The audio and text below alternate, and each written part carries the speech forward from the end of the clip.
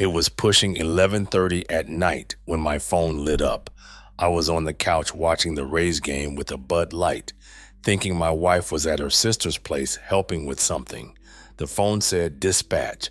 One guy in my phone under that name, a buddy of mine since high school who works dispatch for Florida Highway Patrol, Troop F, out of Bradenton. I picked up and he said, "You need to sit down right now." Then he said, "I cannot tell you how I know this, and I cannot ever tell anybody I made this call, but I need you to listen. A trooper just pulled over a blue Audi on I-75 southbound near the Ellington exit. Driver is going to jail for DUI. The passenger is your wife. She is in a red dress. You did not hear this from me. Get in your truck if you want to see it." I did not say anything for about 30 seconds. I just sat there with the phone to my ear, watching the Rays game on mute. Then I grabbed my keys. My buddy was taking a risk making that call, and I knew it. Dispatch is not supposed to tip off family. He did it because we had been friends 22 years, and he knew I deserved to see it for myself. I was not going to repay him by asking for anything else. Whatever I was building from this, I would build on my own. By the time I got to the Ellington exit, the trooper had the Audi on the shoulder, lights going, and my wife was standing on the grass in that red dress with her arms crossed. I pulled off on the next exit, drove back up the frontage road, and parked about 100 yards away with my phone recording through the windshield. That was all I needed. The red dress under the patrol lights, the blue Audi on the shoulder, the trooper, and the timestamp burned into every frame on my phone. The guy in the Audi went to jail. I pulled his booking photo off the Manatee County Sheriff's website at 3 in the morning. Florida is a no-fault state. The judge was not going to punish her for any of this. She was getting her half. That is just the law out here. But I had her on video standing next to a DUI arrest at the exact minute she told me she was with her sister. Her boyfriend had a mugshot and a criminal case number by sunrise. I had the whole weekend to figure out what to do with it. The rest of that night was a blur. I sat in the living room with the TV off and let my phone sit on the arm of the couch, like it was going to ring again. My wife did not come home. Not a text, not a call, for hours. Her phone was either dead or off on purpose, because getting in that Audi was not some 5-minute mistake. Around 2 in the morning, I got up and pulled up the Manatee County Sheriff Arrest Inquiry page on my laptop, typed in the date. There he was, booking photo, white guy, maybe 40, beard, eyes half open because he was still drunk when they processed him. DUI, resisting arrest without violence, driving with a suspended license. 3 charges, bond hearing set for the first business morning of the week. His name was right there in plain text, and I just stared at it because this was the guy my wife thought was worth 9 years of marriage. I screenshotted the booking page. I dropped my own video on a thumb drive in the junk drawer and uploaded another copy to Google Drive. I was not losing this to a spilled coffee or a dropped phone. I still did not call my buddy back. He had done his part, and the rest was on me. My wife rolled in around 4:30 in the morning. I heard her key in the door and did not get up off the couch. She came into the living room, and her face did this thing where she could not decide if she was going to lie or cry. She tried both, said her sister's kid had an ear infection and they had been at the emergency room 4 hours, said her phone died on the way home, told me she was exhausted and just wanted to go to bed. I said, "Okay, go to bed." That was the only thing I said to her. She stood there another 10 seconds and went back to the bedroom. I slept on the couch the next 2 nights, and we did not talk about any of it. I needed a lawyer before I needed a confrontation. My buddy texted me around noon the next day. One line: "Call this guy when you are ready. Phone number, no name attached." I looked the number up on whitepages.com, and it came back as a divorce attorney out in Sarasota with about 18 years practicing Florida family law. I called the office first thing that next business morning and had a meeting booked for the afternoon of the following day. The consultation was $200, run against the retainer if I hired him. The retainer was $4,500 up front because my case was going to involve what his paralegal called discovery on marital waste, which I had never heard of before that call. I went through the whole thing from the phone call to the mugshot to the video on my phone. He stopped me twice to ask questions. He wanted to know whose name the Audi was registered in. It was in the AP's.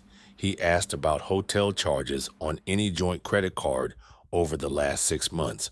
I told him I could pull statements going back 2 years from our bank app that night. He wrote that down. Then he told me the part I already knew but needed to hear from a Florida lawyer. The house was in my name from before the marriage, and I had the paperwork, so that was mine. The retirement from the 9 years of marriage and the savings account we opened after the wedding were both split right down the middle. Adultery alone was not going to change any of those numbers, but he said there was something called marital waste.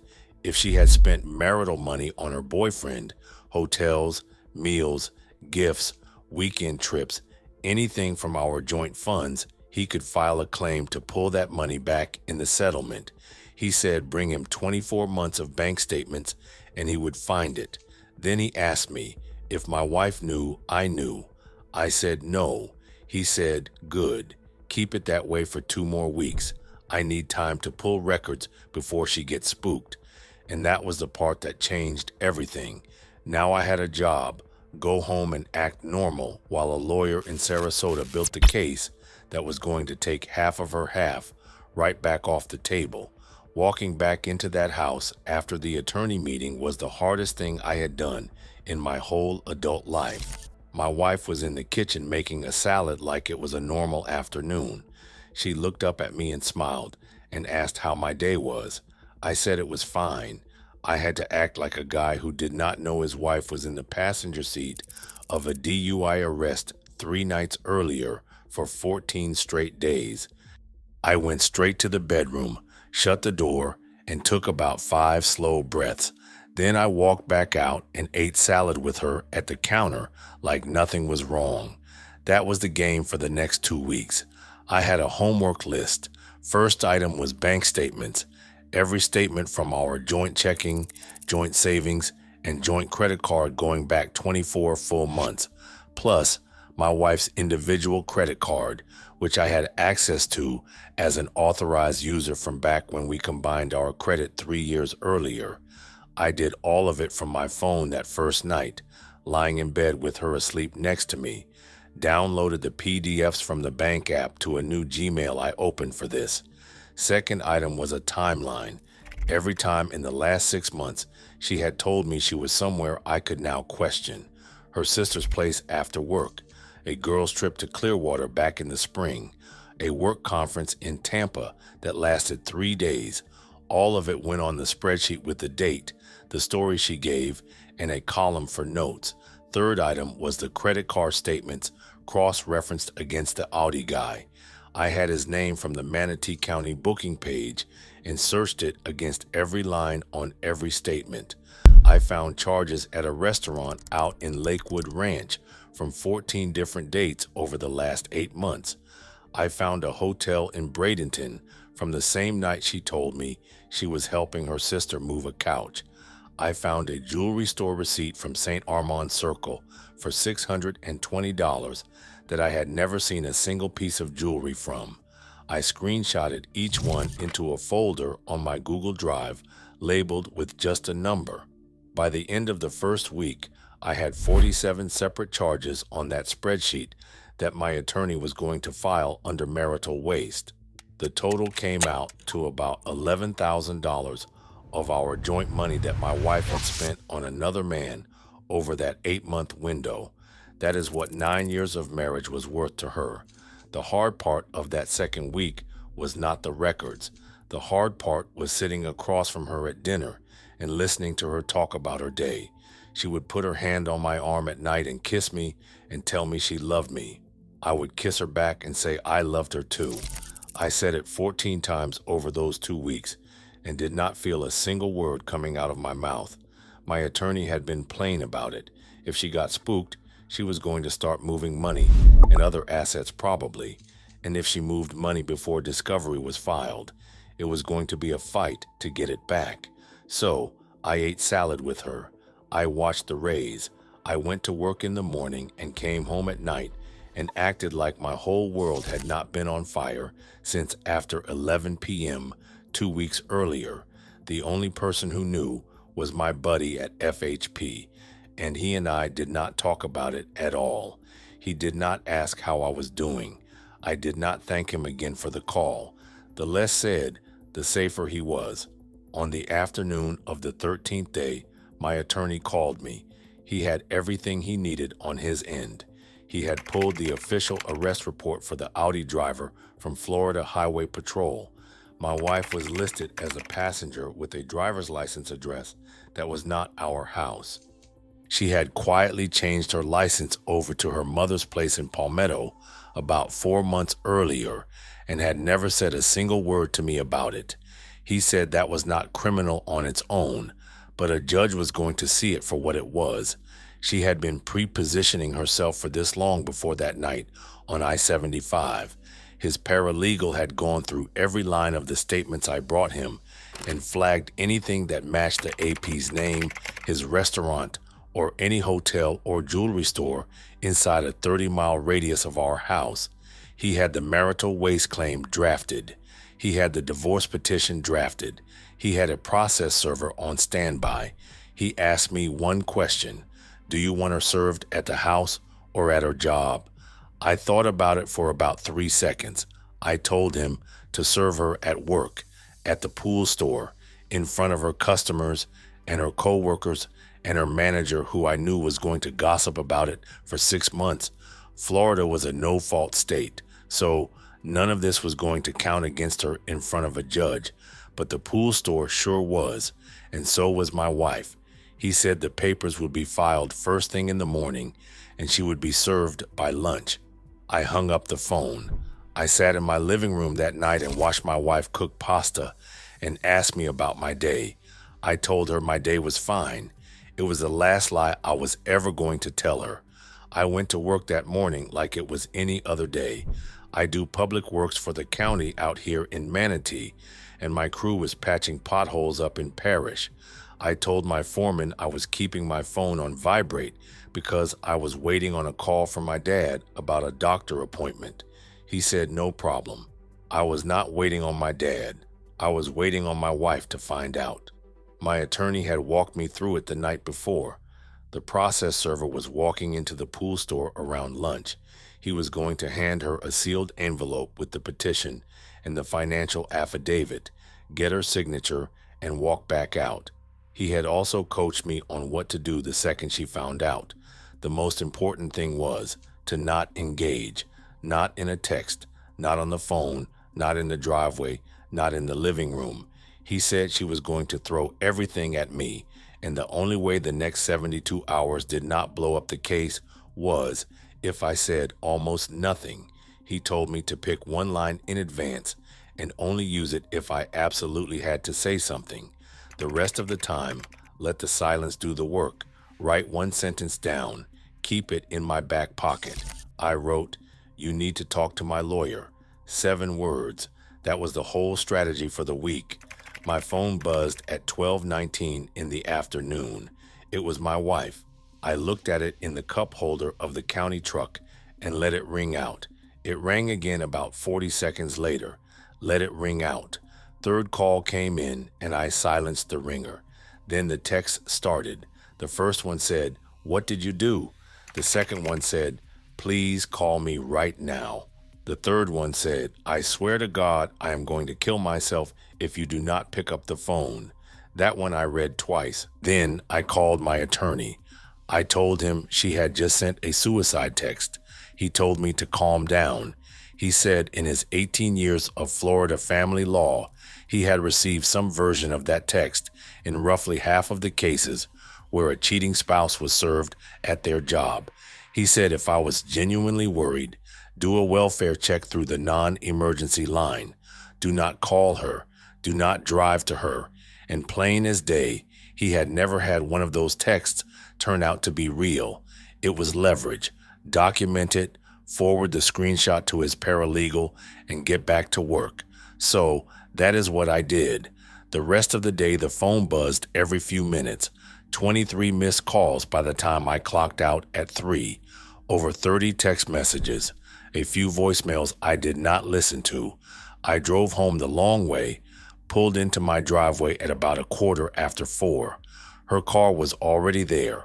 Her eyes were red, and she had the manila envelope on her lap, with the processed service sticker still stuck to the corner. When I got out, she did not stand up. She just looked at me and said, "How could you do this to me?" I stopped about 6 feet from the steps. I said, "I am not doing this out here." I went around her, unlocked the front door, and shut it behind me. I did not lock her out because her name was still on the household bills and her stuff was still inside. I walked back to the bedroom and sat on the edge of the bed with my keys in my hand. She came in about a minute later and started in on all of it. She was sorry. It was a mistake. The guy meant nothing. She was scared. She did not want to lose me. She would do whatever I wanted. I sat there and looked at the floor and let her talk herself out. I remembered what my attorney had said. Do not engage. Do not explain. Do not confirm what I knew or did not know. One anchor line only if I had to say something, and otherwise let her fill the silence until she wore out. When she finally asked who my lawyer was, I said his name and the city and nothing else. She asked if I had already filed. I told her she was holding the answer in her hand. She looked down at the envelope and her face went sideways. She asked how long I had known. I looked at the carpet. She asked again.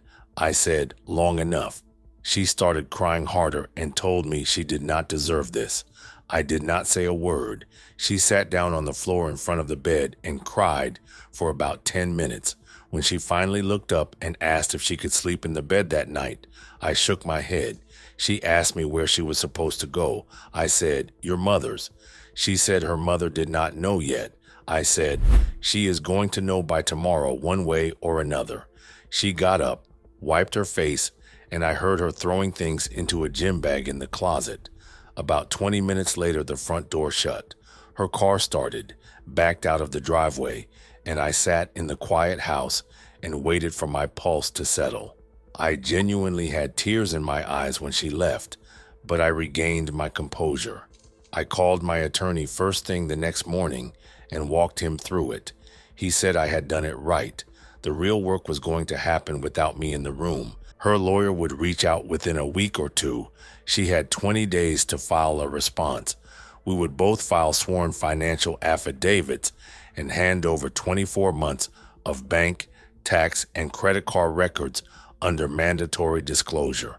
The whole thing would end in a mediator's office in Manatee County. He said the temporary hearing and the deposition were probably not going to be needed. She was already out of the house, and her lawyer was not going to put her on the record with those credit card statements staring at him.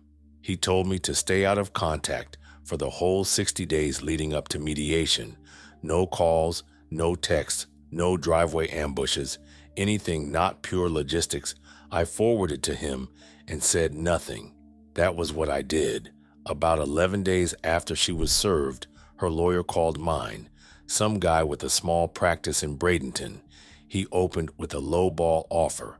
She wanted half the retirement, half the joint savings, half the equity from the house we sold 8 months back, and a one-time payment from me of $6,000 for relocation. My attorney laughed when he told me about the relocation number. He said once her lawyer saw the 47 charges and $11,000 on paper, he was going to stop taking his clients' calls. 2 weeks later, the financial affidavits went back and forth, and the marital waste claim went with mine. Her lawyer asked for a 30-day extension. My attorney gave him 10. Mediation was set for a morning at a neutral office building in downtown Bradenton. I got there 15 minutes early in khakis and a button-down. My wife got there with her lawyer and would not look at me once. She had lost maybe 10 pounds since the night on I-75, and her work polo had been swapped for a gray blazer. We were put in separate rooms. The mediator went back and forth between us for about 4 hours. The marital waste claim was unbeatable. Every one of the 47 charges had a timestamp and a merchant name and a dollar amount. The jewelry store receipt from St. Armand Circle had her signature on it. The courtyard in Bradenton had her name on the room. Her lawyer had tried to argue that I had authorized the purchases by not objecting earlier. My attorney had answered in one line. My client had no knowledge of the AP.